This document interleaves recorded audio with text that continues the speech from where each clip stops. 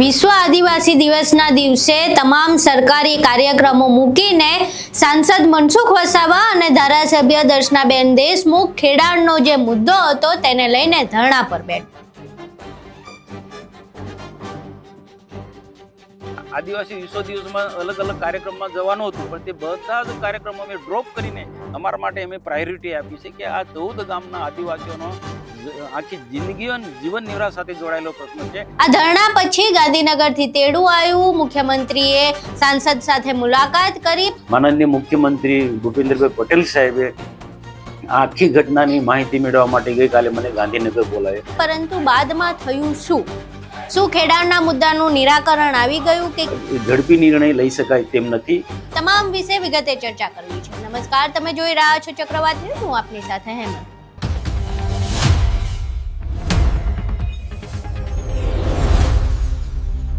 સાગબારાના ખોપી ગામમાં જે ખેડાણનો મુદ્દો છે, અચાનક જે વનકર્મી અને પોલીસ અધિકારીઓ દ્વારા આદિવાસી ખેડૂતોને ખેડાણ કરતા અટકાવવામાં આવ્યા અને ત્યારબાદથી જે આખો મુદ્દો સળગી રહ્યો છે, તેમાં હવે સાંસદ અને ધારાસભ્ય ખુદ પોતાની સરકારની સામે વિશ્વ આદિવાસી દિવસના દિવસે ધરણા પર બેસી ગયા હતા। જોકે આ ઘટના બહુ સમય પહેલા શરૂ થઈ હતી, જ્યારે ભાજપના જ એક નેતા છે લીલાબેન વસાવા, તેમના દ્વારા રાજીનામું આપવામાં આવ્યું હતું। ત્યારબાદ તાત્કાલિક એમને ગાંધીનગરનું તેડું આવ્યું, પણ કાંઈ તેનું નિરાકરણ આવ્યું નહીં અને હવે સાંસદ અને ધારાસભ્ય એવા મનસુખ વસાવા અને દર્શના દેશમુખે ધરણા પર બેસવું પડ્યું। આ ધરણા પર બેઠા ત્યારબાદ મુખ્યમંત્રીનું ગાંધીનગર તેડું આવ્યું છે।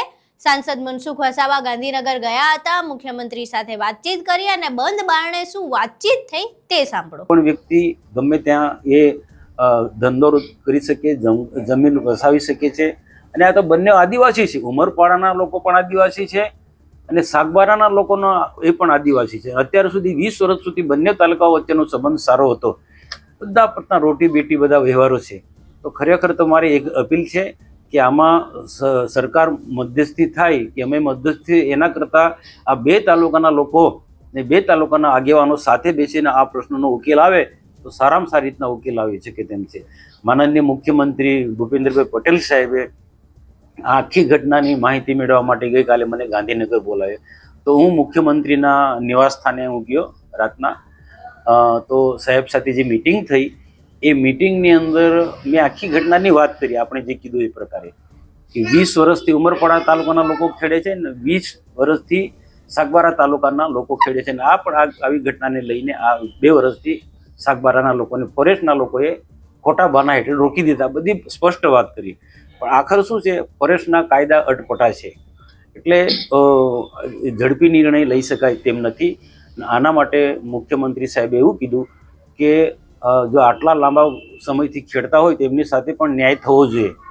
તો આના માટે ચોક્કસ 15મી ઓગસ્ટ પછી, હમણાં શું છે 15મી ઓગસ્ટની તૈયારીમાં બધી જ રીતના બધા લોકો બધા કામે લાગ્યા છે, તો 15મી ઓગસ્ટ પછી એમની અનુકૂળતાએ અમને ત્યાં બોલાવશે અને આના માટે જે પણ કંઈક નિર્ણય લેવો છે, સાહેબ મુખ્યમંત્રીની સ્પષ્ટ એ છે, એક આશય સારો છે, એમની ભાવના એક સારી છે કે 20 વર્ષથી જે ખેડે છે, 20 વર્ષથી જે આદિવાસીઓ ખેડે છે 12 ગામના લોકો, તેમની સાથે ન્યાય થવો જોઈએ અને એ ચોક્કસ ન્યાયની દિશામાં એ જશે। પરંતુ સાથે સાથે એ પણ એક વાત ચર્ચાઈ કે જે ઉમરપાડા તાલુકાના જે આદિવાસીઓ છે એ ખુદ જે વિરોધ કરી રહ્યા છે એને પણ સમજવું પડે, એ પણ સમજવું પડે કે આ જે સાગબારાના આદિવાસીઓ પાસે જંગલની જમીન છોડાવશે તો ઉમરપાડાના કોઈ આદિવાસીને તો મળવાની નથી, એ જંગલ ખાતું કબજો કરવાનો છે। તો એક આદિવાસી તરીકે ઉમરપાડાના લોકોએ આ સમજવું જોઈએ કે આદિવાસી પર શા માટે પેટ પર લાત મારે છે। તો આ તો આપણો સમાજનો વિષય અને સમાજના આગેવાનોએ પણ આમાં કોઈકનો કોઈક રસ્તો કાઢવો જોઈએ અને જે પ્રકારે સાગબારાના લોકોનો જે ઉમરપાડાના લોકો સખત વિરોધ કરે છે એમાં સરકારની રીતના પૂરા પ્રયત્ન કરશે, પણ સામાજિક રીતના પણ રસ્તો કાઢવા માટે માનનીય મુખ્યમંત્રીશ્રીએ અમને અપીલ કરી છે।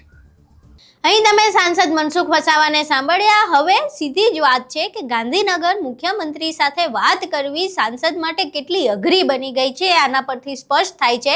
કારણ કે તેમને ધરણા ધરવા પડે ત્યારબાદ તેમને ગાંધીનગર વાતચીત માટે બોલાવવામાં આવે છે. હવે જે ખેડાણનો મુદ્દો છે એ આખી વાત એમણે મુખ્યમંત્રીને કરી છે અને એવું કહેવામાં આવી રહ્યું છે કે 15મી ઓગસ્ટના કાર્યક્રમમાં અત્યારે બધા વ્યસ્ત છે, એટલે 15મી ઓગસ્ટના કાર્યક્રમ બાદ આ ખેડાણના મુદ્દે કોઈ નિર્ણય લેવામાં આવશે. હવે આ ખેડાણ મુદ્દે નિર્ણય આદિવાસીઓના પક્ષમાં આવે છે કે તેમની વિરુદ્ધમાં તે જોવું રહ્યું. પરંતુ હાલ એ માહિતી છે કે સાંસદે મુખ્યમંત્રીને તમામ રજૂઆત કરી દીધી છે, એટલે મુખ્યમંત્રીને આખી ઘટના શું છે એના વિશે તો જાણ થઈ ગઈ છે, પરંતુ આ મુદ્દાનું નિરાકરણ ક્યારે આવે છે તે જોવું રહ્યું. આખી ઘટના તમે જોઈ, આ ઘટના પરથી તમારું શું માનવું છે? તમારા મંતવ્યો અમને કોમેન્ટ બોક્સમાં જરૂર જણાવજો. વિડીયો પસંદ આવ્યો હોય તો વિડીયોને લાઇક કરજો, શેર કરજો અને અમારી ચેનલને સબસ્ક્રાઇબ કરવાનું ભૂલશો નહીં. નમસ્કાર.